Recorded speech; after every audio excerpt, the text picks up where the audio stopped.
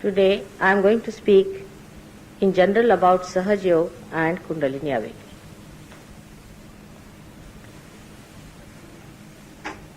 Sahaja, as you know, means Saha means with and Ja born with you. But perhaps people do not realize what Sahaja actually means. It is spontaneous. But what is spontaneous? Spontaneous is not that supposing I am going in the car and suddenly I meet somebody, I say spontaneously I met the person. Spontaneous means that happening is a living happening. It has to be a living thing which is spontaneous. It's a very mysterious word. That cannot be explained, and that happens without any understanding about it, which is not possible for a human being to understand. That is Sahaja. Sahaja may mean it's very simple, very easy. It is. It has to be. For example, God has given us these eyes, these wonderful eyes that human beings have got, that not that they can see the color, but can also appreciate it. God has given them a nose which is so well developed that it can feel the filth. Animals cannot feel it.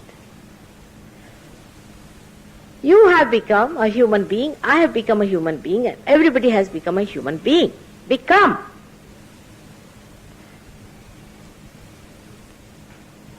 From an amoeba stage, spontaneously. Can you explain that? How it has happened? Further, we can see, every day we see so many spontaneous things happening. Today, you go in the forest, you'll see lots of flowers there, in the forest, in the wilderness. And tomorrow, you'll find lots of fruits produced by these flowers. Who has done it? Effortlessly, the nature has done it. It's a living happening. It won't happen in a dead thing. For example, this hall I've been visiting now, every year is just the same. The size is just the same, except that some people have put some other color or put some appendages, that's all. Dead cannot grow by itself. There is no growth. It is not a spontaneous growth. It is a growth of effort. That you have to put in things on top of all dead things to make it look bigger.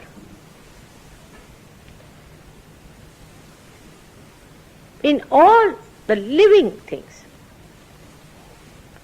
whatever has been the living work by the living God has been miraculous. You cannot explain.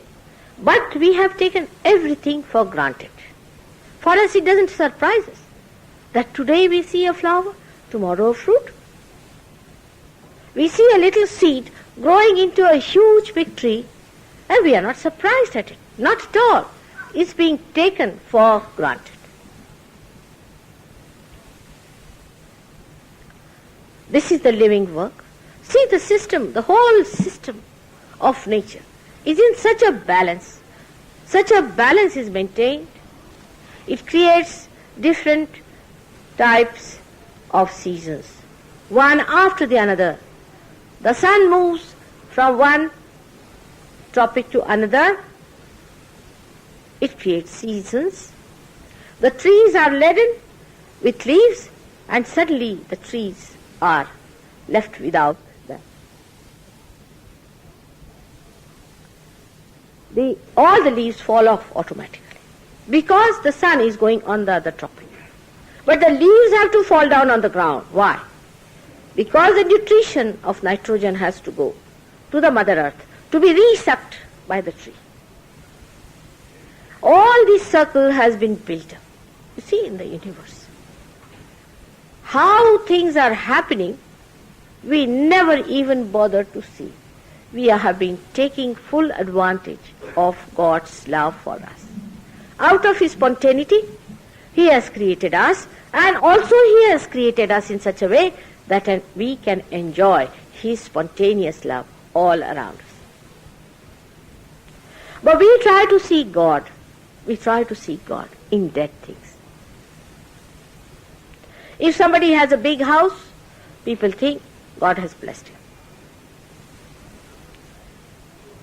If somebody gets a big position, they think God has blessed him.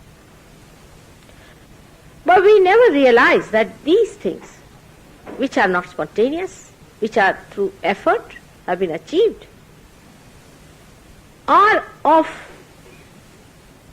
no consequence as far as the joy is concerned.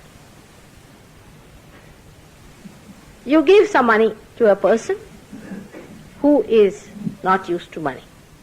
Immediately you will find he will go to the race course or he will start drinking. He can't bear it.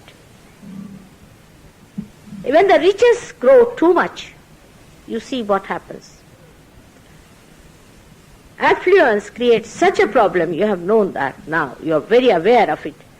How affluence has ruined the spontaneity of Western people. How their society has become malignant now. How they are unhappy, there is no love. This spontaneity within us is worked out through the living force that is within us and not through the dead. Whatever dies within us is pushed aside.